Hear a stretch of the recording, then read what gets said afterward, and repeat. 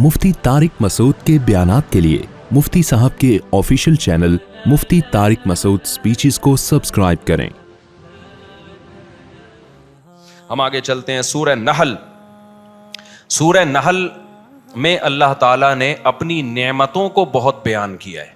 नहल अरबी में कहते हैं शहद की मक्खी को। पूरी सूरत का नाम ही अल्लाह ने क्या रख दिया? शहद की मक्खी। कोई खानदानी बात होगी शहद की मक्खी में? जो क्रिएटर है, खुदा है, उसने सूरत का नाम क्या रख दिया? बोलो, शहद की मक्खी। कोई बात होगी ना? मेरी और आपकी नज़र में तो कोई वैल्यू नहीं है शहद की मक्खी की। साइंसदान कहते हैं एक मक्खी है, छोटा सा सर होता है, वो शहद बनाती है। अल्लाह कहते हैं कि तुम उस शहद को तो देखते हो जो मक्खी बनाती है, मक्खी को भी देखते हो। तुमने पूरी साइंसदानों ने तहकीकात करके शहद की मक्खी पे किताबें लिख दी हैं। एक मलका मक्खी होती है, तो मजदूर मक्खी होती है, फिर शहद की मक्खी ये बनाती है, फिर शहद में ये होता है। अल्लाह कहते हैं जिस मकसद के लिए मैंने मक्खी को बनाया था उस मकसद से तुम क्या हो? गाफिल। शहद की मक्खी पे किताबें हैं या नहीं है?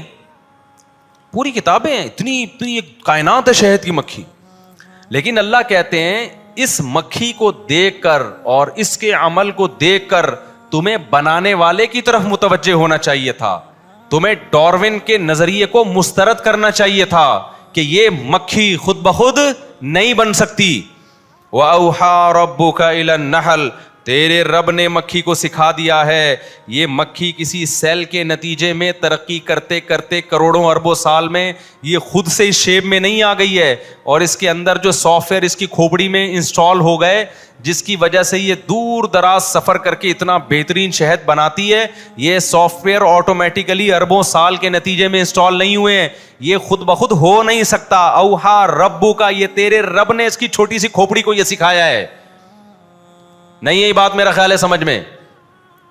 आज हम अल्लाह की नेमतों से फायदा तो उठाते हैं, साइंसदान भी उठाते हैं, डॉक्टर भी उठाते हैं, लेकिन खुदा जब ये कहता है कि इन नेमतों में खुदा को तलाश करो, इस काम के लिए हमारे पास टाइम नहीं है। आप किसी डॉक्टर से पूछ लें, दूध पे रिसर्च करके बताओ, ऐसी बेहतरीन रिसर्च आपके सामने पेश कर देगा, आप कहेंगे वाह भाई वाह। फिर वो कहेगा मौलवियों को पता है इस रिसर्च का? नहीं जी, हमें तो नहीं पता। मौलवी जाहिल होते हैं, तुम क्यों फॉलो कर रहे हो मौलवियों को?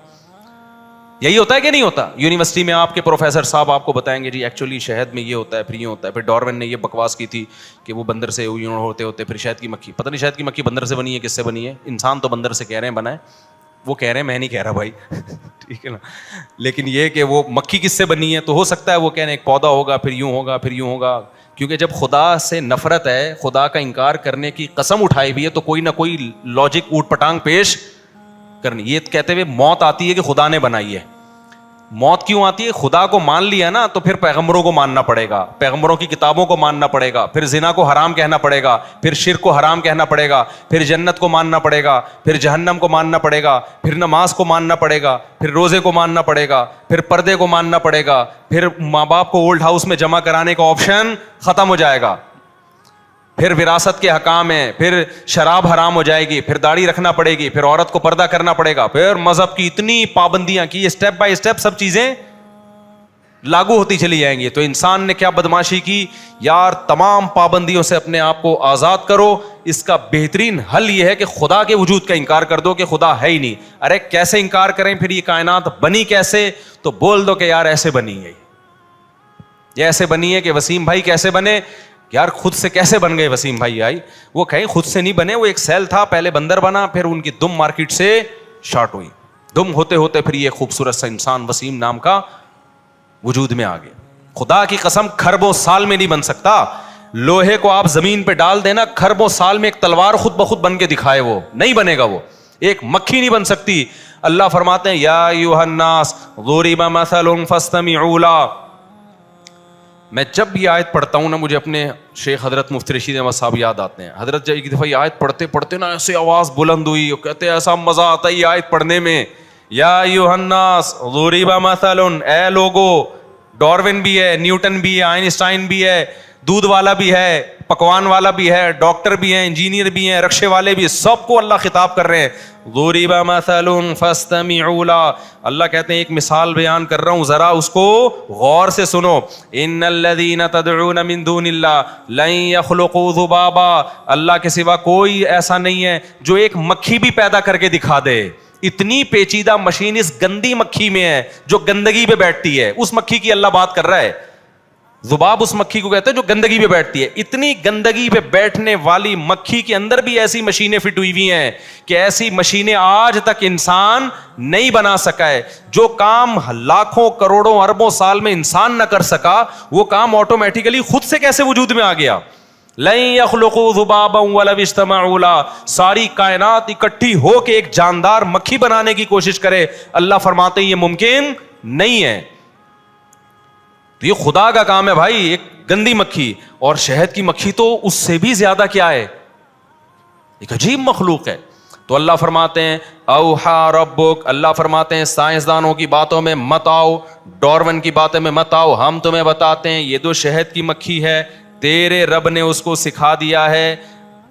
اوحا ربک الی النحل ان اتخذی من الجبال بیوتا, کہ پہاڑوں پہ اپنا گھر بنانا یہ آٹومیٹیکلی اس کی کھوپڑی میں نہیں آیا. یہ کس نے سمجھایا ہے, اللہ نے سمجھایا اس کو اونچی جگہوں پہ بنانا. ومن الشجر, درختوں پہ اپنا گھر بنانا.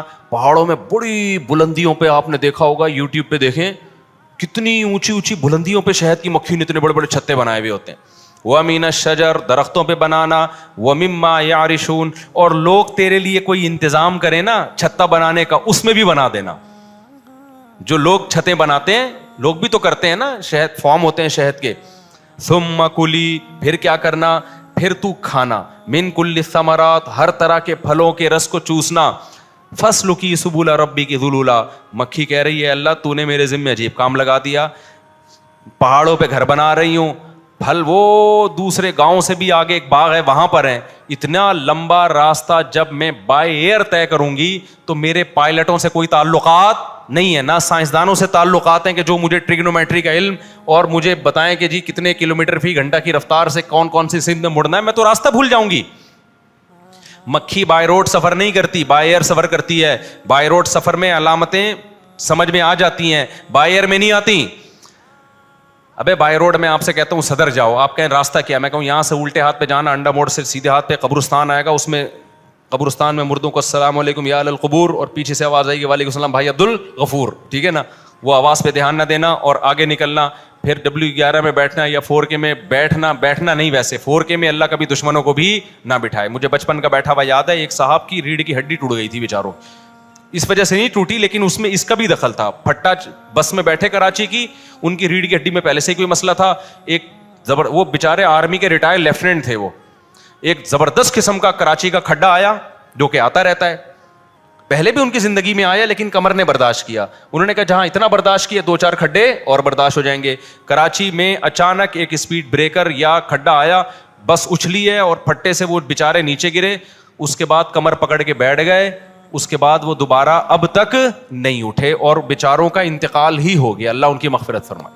تو ایسے بہت سے لوگ جو کراچی میں جن کے انتقال ہوئے ہیں وہ بس والوں نے مارے ہیں, لیکن اس میں بس والوں کا قصور نہیں ہے, سڑکوں کا قصور ہے. اور سڑکوں کا قصور نہیں ہے, کس کا قصور ہے, گورنمنٹ کا قصور ہے. خیر, تو میں آپ کو بائی روڈ سفر بتاؤں گا تو میں کہوں گا یوں جاؤ, پھر یوں مڑو, پھر یہاں سے گولے کنڈے والا, پھر گنے کے جوس والا, پھر آگے وسیم بریانی والا, ادھر سے ٹرن مار کے صدر آ جائے, ایسا ہی ہوگا نا.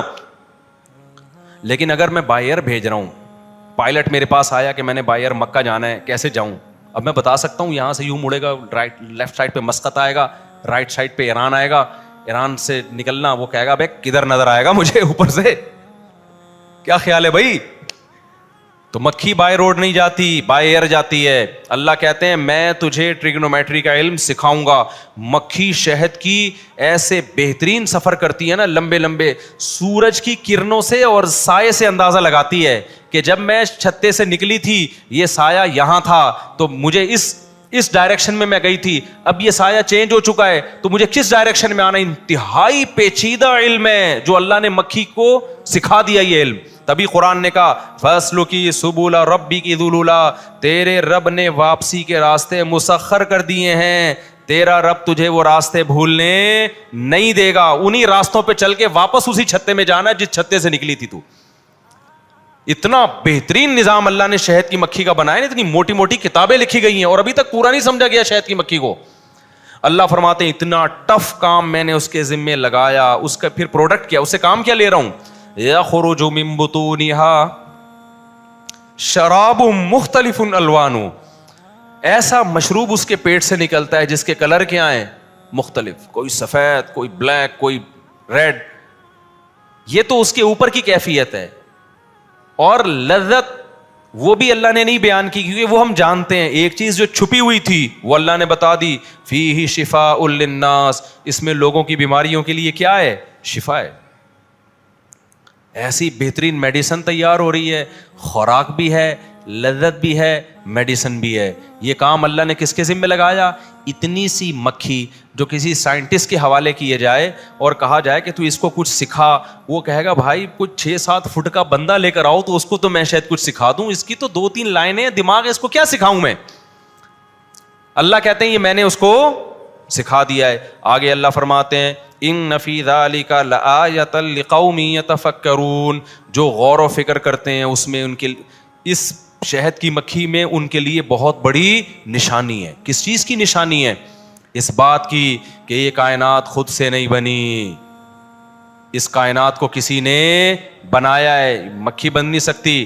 نمبر 2، جس نے بنایا ہے وہ صاحب کمال ہے، کوئی ایسا کمال والا بولو نہیں ہے.